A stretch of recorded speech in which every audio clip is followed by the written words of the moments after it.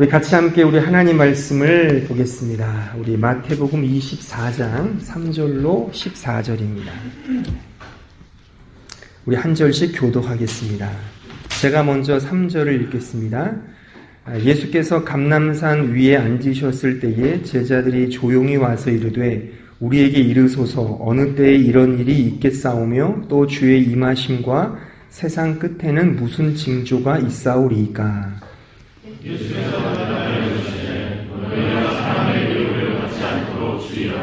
많은 사람이 내 이름으로 와서 이르되 나는 그리스도라 하여 많은 사람을 미혹하리라.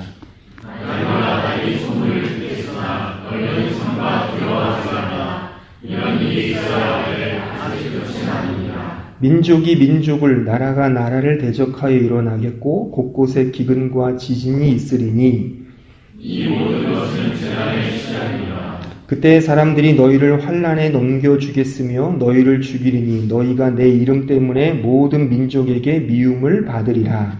그때 많은 사람이 실족하게 되어 서로 잡아주고 서로 미워하겠으며 거짓 선지자가 많이 일어나 많은 사람을 미혹하겠으며 불법이 성함으로 많은 사람의 사랑이 씻어지리라. 그러나 끝까지 견디는 자는 구원을 얻으리라.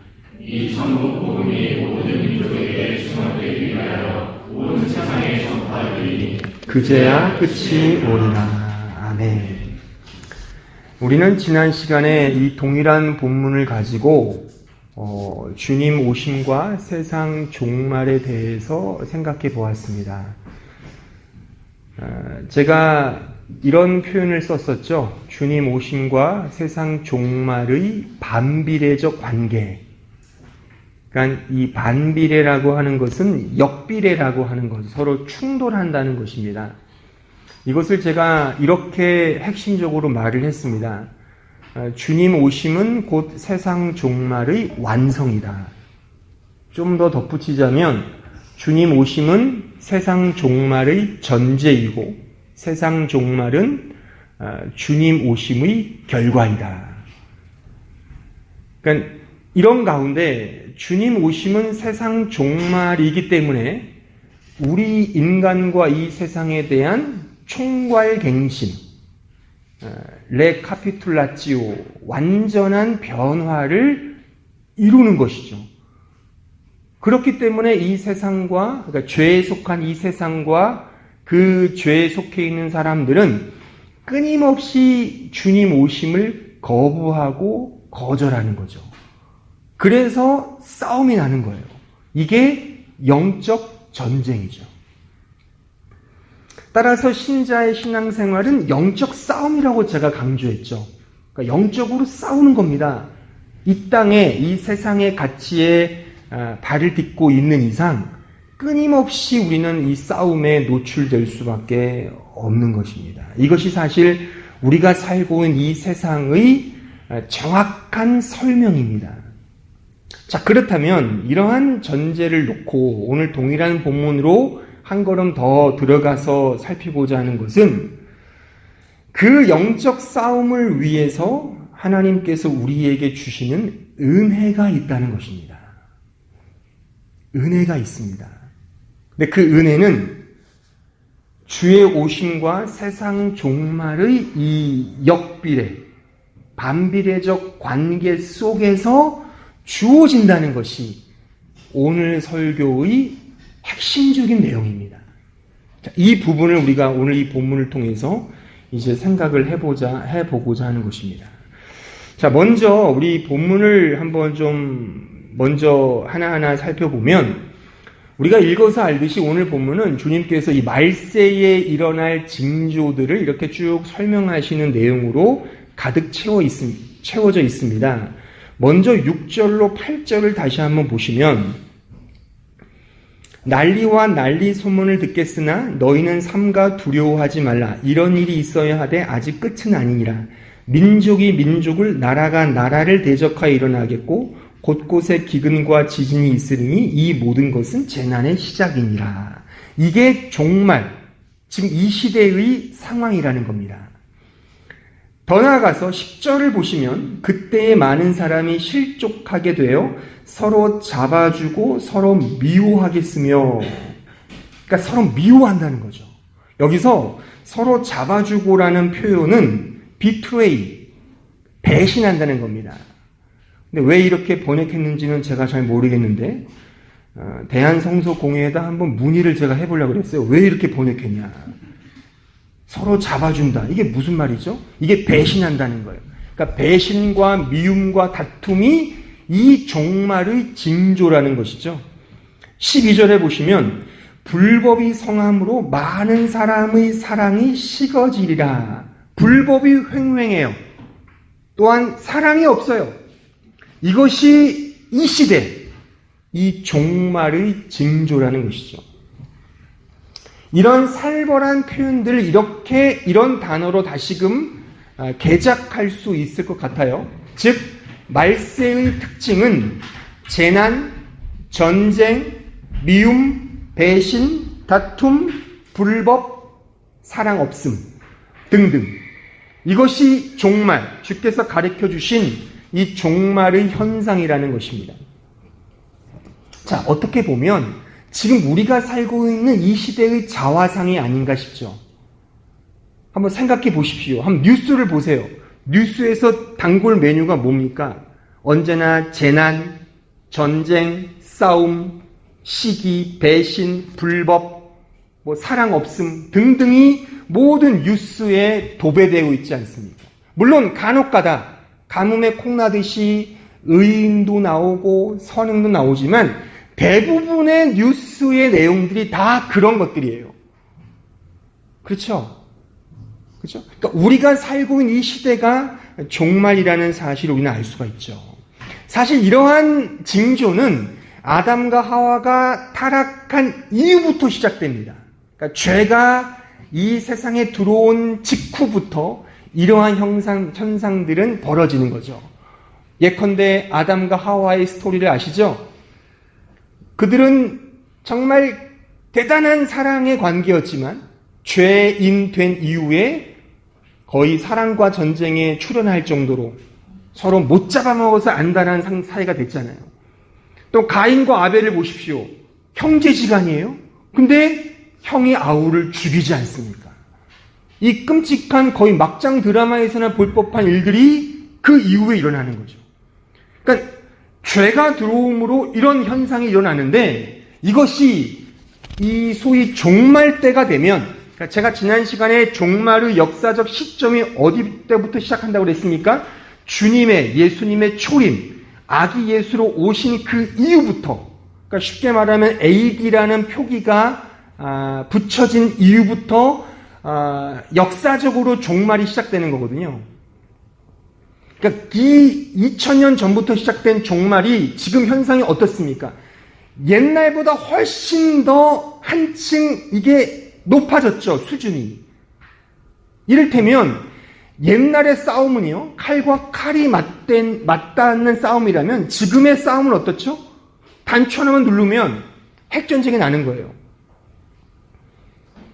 옛날엔 누구를 욕해도요, 일방통행식 욕이었죠. 그 욕을 누군가에게 하면 그 사람이 상처를 받고 그 욕이 하루 이틀 몇 주 몇 달 지나서 동네에 퍼져요. 지금은 어떻죠? 지금은 클릭 하나만 하면 수만 명이 그 나의 욕설, 나의 댓글을 보게 되는 거죠. 거의 이런 다툼과 시기와 배신과 불법이 최첨단으로 자행되고 있는 이런 시대가 지금 이 종말의 때의 현상이라는 것입니다. 따라서 우리는 이러한 사실을 통해 무엇을 이해해야 하냐면, 종말의 때가 점점 다가오는구나 라고 하는 사실을 인식하셔야 됩니다. 하지만 실상은 그렇지 않죠. 실상은 그와 정반대로 이 세상에 흘러가고 있다는 데에 문제가 있는 것입니다. 주님도 이 사실을 이렇게 경고하고 있습니다. 자, 4절을 보시면 예수께서 대답하여 이르시되 너희가 사람의 미혹을 받지 않도록 주의하라. 여기서 사람의 미혹은 다른 말로 말하면 세상의 미혹이라고 말할 수 있습니다. 그렇다면 이 세상의 미혹이란 뭘까요? 구체적으로, 그 의미적으로 뭘 의미할까요? 문맥적으로 바로 이겁니다. 세상의 종말은 없어. 이겁니다. 세상은 영원해. 걱정하지 마. 세상은 망하지 않아. 라는 이 유혹과 미혹이 세상의 미혹이며 유혹이라는 겁니다. 이것이 5절에 보면 내가 그리스도다 라는 말과 접점을 이루면서 파급력이 더 확산된다는 거죠. 여기서의 그리스도는 다른 말로 말하면 메시아입니다. 메시아라는 말 무슨 말인 줄 아시죠? 이 유대인들은 모두가 메시아를 고대했어요. 자신들의 소원과 자신들의 희망과 자신들의 소망을 이루어질 그 메시아를 고대했죠. 그러니까 성경이 말하는 메시아의 고대 사상은 유대인들에게 있어서는 정치적, 경제적, 사회적 부흥이었어요. 잘 먹고 잘 사는 것이 그들의 메시아의 고대 사상이었거든요. 그러니까 이것이 접목돼서 세상은 영원해, 멸망하지 않아 라고 하는 것으로서 우리를 미혹한다는 것입니다. 세상은 결코 멸망하지 않아. 따라서 세상에 집착하게 되죠. 세상에 우리의 시선과 마음을 모아지게 합니다. 반면에 앞으로 임할 주님의 오심, 그 주님이 가지고 오실 그 하나님의 나라에 대해서는 소홀해질 수밖에 없죠. 이것이 세상 유혹의 목적이며 목표인 것입니다. 또한 이런 세상 유혹의 근거는 결국 인간의 우월성을 드러내게 됩니다. 이걸 좀 고상한 말로 말하면 인본주의죠. 휴머니즘. 인본주의를 끊임없이 부추겨요. 인간 세상의 영원성, 그 인간 세상의 영원성을 담보하는 인간의 능력, 인간의 지성의 영원성을 끊임없이 강조합니다. 대표적인 인본주의식 메시지가 이거죠. 모든 것이 잘 될 거야. Don't worry, be happy. 이런 긍정적 사고방식, positive thinking, 이것이 이 세상의 유혹인 것입니다. 하지만 오해하지 마십시오. Don't worry, be happy 이 표현이 무조건 나쁘다든가 긍정적 마인드를 갖는 것은 나쁘다라고 제가 말하는 게 아니에요. 그 근거가 뭐냐? 저도 제 성격은 긍정 마인드예요. 저는 언제나 긍정적이에요. 저는. 지금 제가 비판하는 이 세상의 유혹은 뭐냐면 세상의 종말은 없다.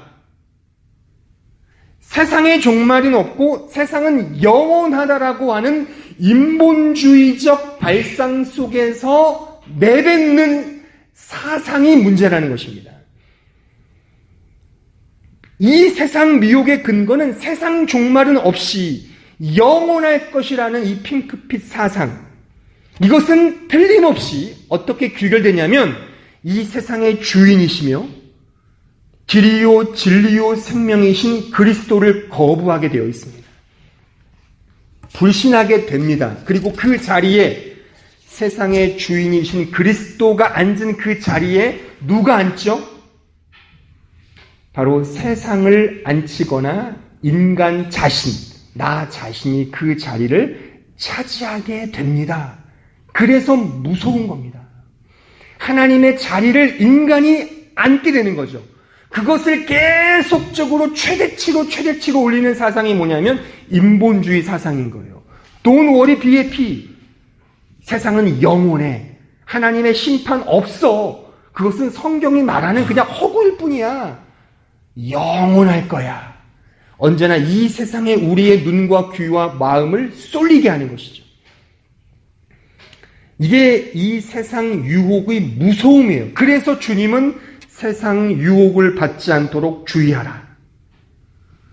그런데 문제는 이 미혹이 잘 먹힌다는 사실인 것입니다. 왜냐하면 제가 지금 설명했듯이 인본주의이기 때문에 잘 먹힙니다. 또한 실제적으로 이 인본주의적 이런 표현들은 현실을 도피하거나 현실을 외면하게 만들기 때문에 대단히 인기가 많습니다. 그러니까 우리의 현실은 되게 힘들잖아요.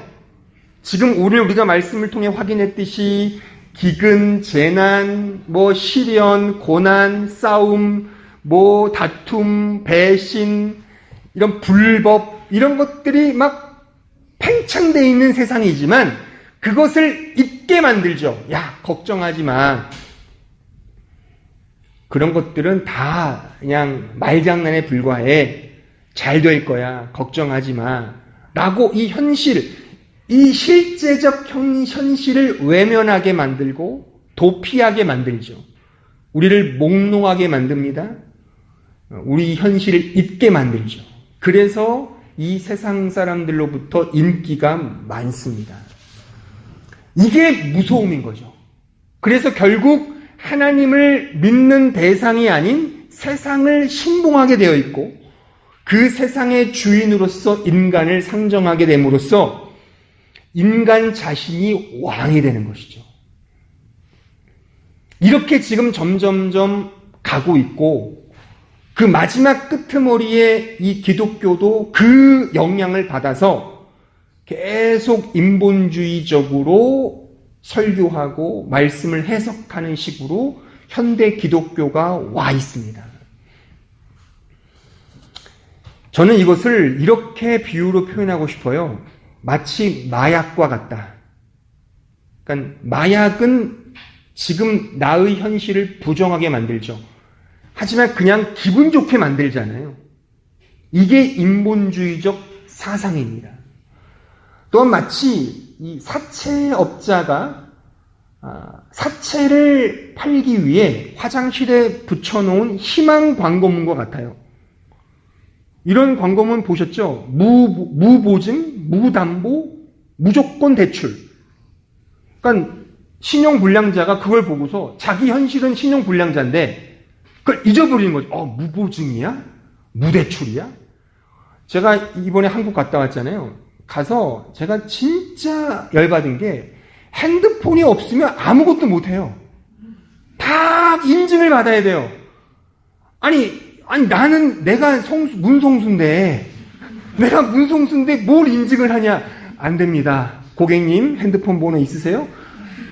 아니 번호 없다니까? 없으면 방문하셔야 됩니다. 안 되는 거예요. 그러니까 진짜 미치고 환장하더라고요. 그러니까 근데 그런 우리에게 다 필요 없어요. 다 필요 없어요. 이런 데는 무조건 대출해 주는. 그러면 얼마나 좋아요? 얼마나 좋아요. 일단 거기에 쏠깃해서 대출을 받으면 이제 인생 망치는 거죠. 그러니까 인본주의적 메시지가 이와 같습니다. 그러니까 듣기는 좋아요. 너무 좋아. 막 이런 종말에 대한 무시무시한 이야기들 듣기 싫죠, 우리는 다. 그렇잖아요. Don't worry, be happy. 해피해. 다 잘 될 거야. 걱정하지 마. 근데 이런 종말 없음, 그리스도가 없는, 십자가 없는 그런 식의 인본주의적 핑크빛 메시지는 결국 우리를 좀먹게 되는 거죠. 내 현실을 완전히 거부하게 되는, 현실을 도피하게 되는 것이죠. 이게 굉장히 무서운 겁니다. 지금 현대인은, 우리 모두는 다 여기에 젖어 있고, 제가 언젠가도 말했지만 포스트 모던주의 이 시대는 지금 이 물결로 계속 가고 있어요. 미국 자본주의, 또한 시장 경제 논리, 물질 만능주의, 이 모든 것들이 결합돼서 기독교든 어떤 종교든 어떤 철학이든 어떤 사조든 다 여기에 젖어들고 있습니다. 그러니까 이렇게 되면 결국 인간이 왕이 되고, 인간이 왕이 되므로 인간 스스로가 그 모든 것들을 해결할 수밖에 없는 쪽으로 가게 될 수밖에 없습니다. 이것이 곧 율법주의인 것이죠. 그러니까 나는 할 수 없어요. 근데 계속 이렇게 메시지가 전하죠. 넌 할 수 있어. 넌 할 수 있어. 거기에 젖어들어서 뭔가 해봐요. 근데 또 실패를 하죠. 계속 할 수 있대요. 그럼 또 실패를 해요. 그 계속 악순환. 그러니까 계속 마약을 주입하고 사채를 또 빌리고 카드빚을 져서 계속 그렇게 살아가는, 진정한 나의 문제를 직시하지 못하게 하는, 이것이 사람의 유혹, 세상의 미혹인 것입니다.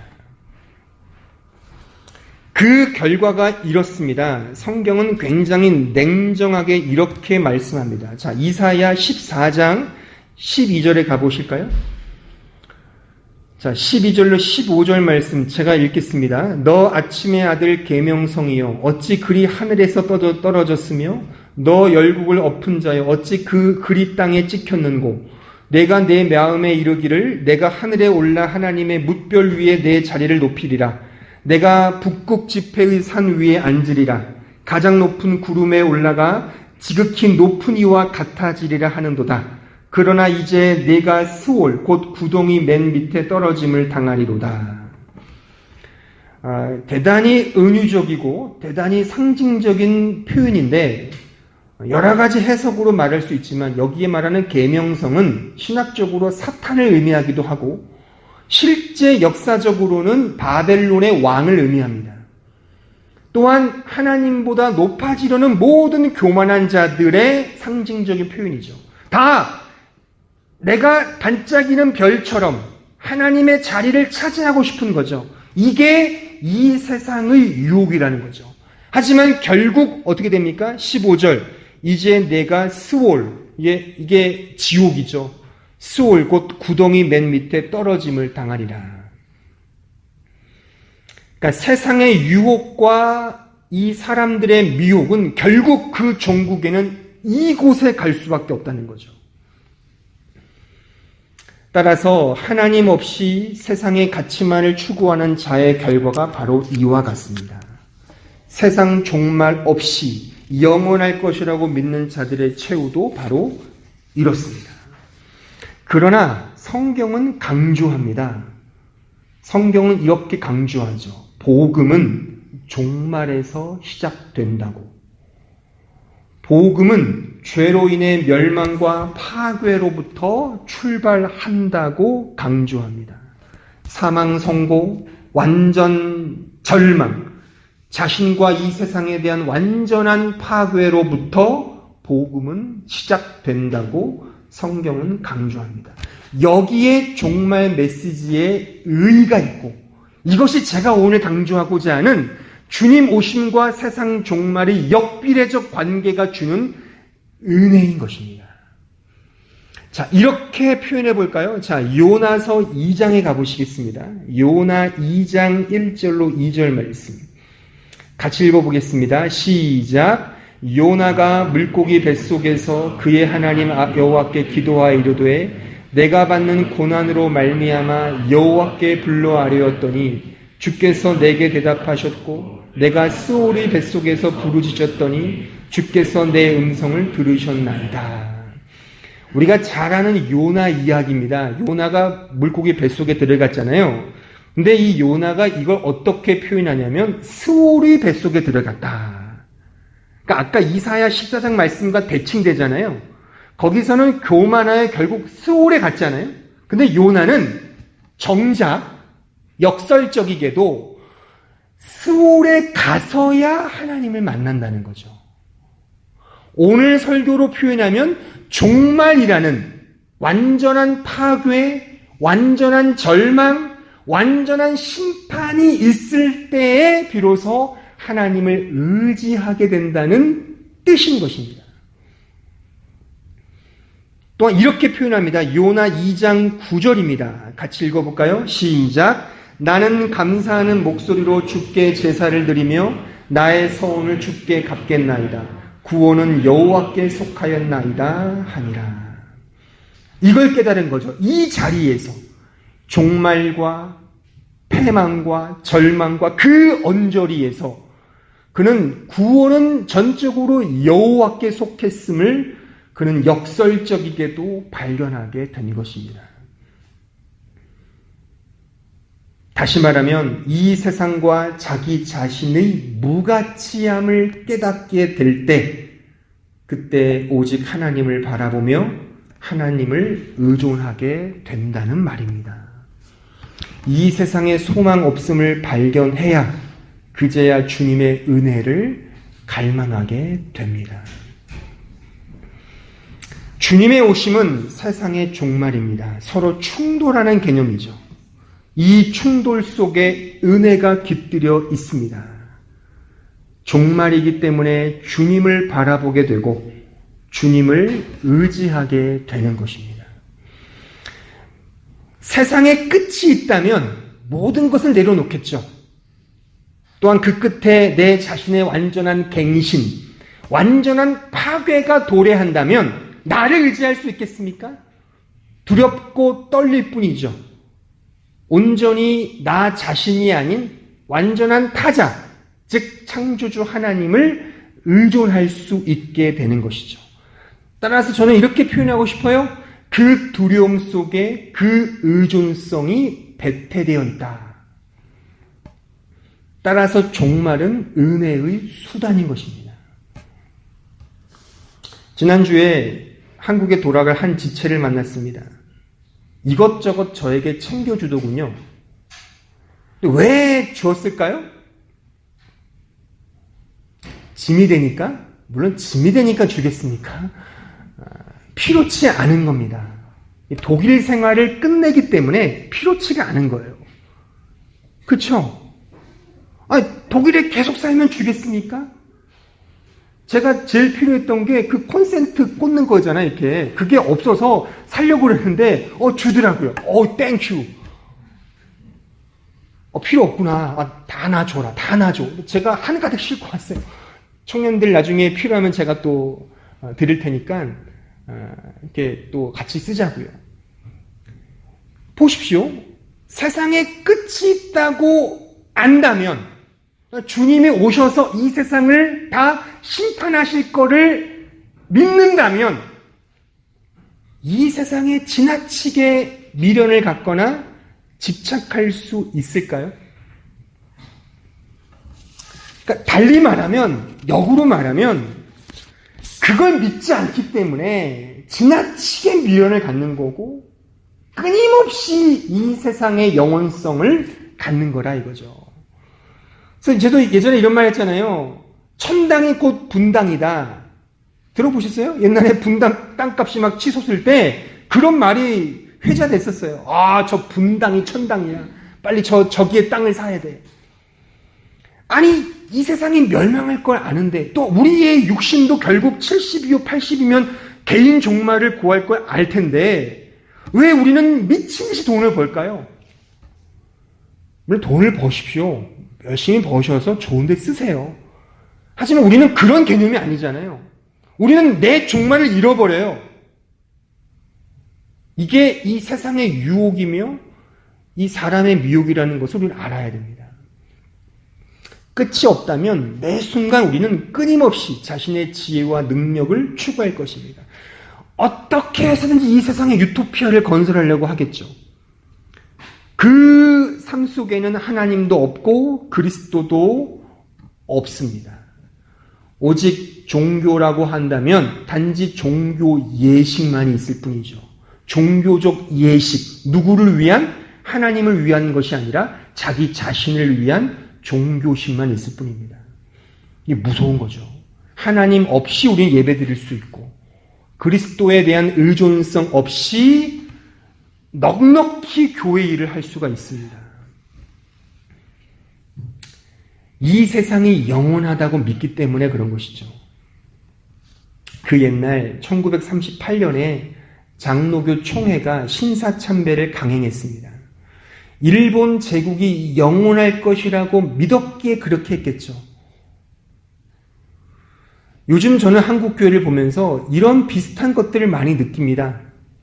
진짜 세상이 종말할 것을 믿고 주님이 오실 것을 진짜 믿는다면 이렇게 할 수 있을까?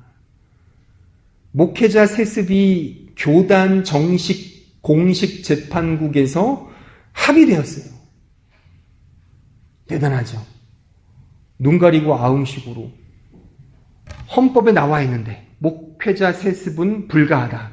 명시됐는데 말을 뒤집어서 이 헌법을 판결하는 재판국에서 합의해줬어요. 진짜 세상 종말을 믿는다면, 주님이 오신다는 사실을 믿는다면, 그분의 심판을 진정으로 우리가 안다면 그렇게 할 수 있을까? 노아가 방주의 문을 닫을 때 어떤 상상을 했을까요? 어떤 생각을 했을까요? 상상해 보십시오. 아마 이런 상상이었지 않았을까요? 이야, 진짜네. 진짜 하나님 말씀대로 비가 오네. 진짜 이 세상이 물로 심판이 되네. 야, 정말 무섭구나. 두렵구나.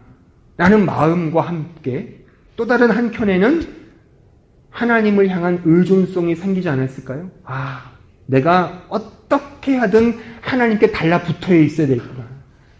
내가 의지하고 내가 바라봐야 될 분은 저분밖에 없구나. 내 지혜, 내 능력, 이거 의지해봤자 다 필요 없어. 오직 하나님만을 의지해야지라는 그 경험을 하지 않았을까요? 이것이 종말을 믿는 믿음입니다. 자, 말씀을 찾아보면 베드로후서 3장 8절에 가보시겠습니다. 베드로후서 3장 8절로 13절 말씀. 같이 읽어볼까요? 시작. 사랑하는 자들아, 주께는 한가 천년 같고 천년이 하루 같다는 이 한 가지를 잊지 말라.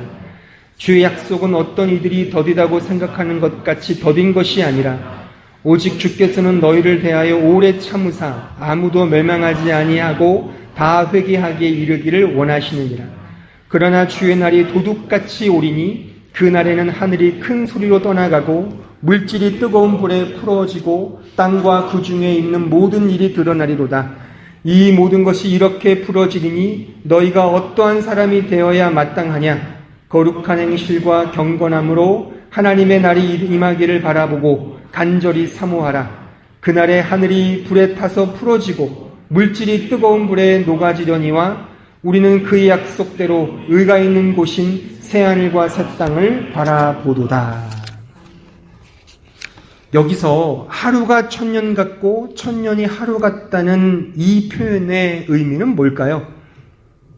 물론 주님 입장에서의 표현이 있죠. 그것은 우리가 읽어서 알듯이 우리 모든 인간이 다시금 회개할 때까지 기다리시는 그의 마음을 이렇게 표현하고 있는 것이죠.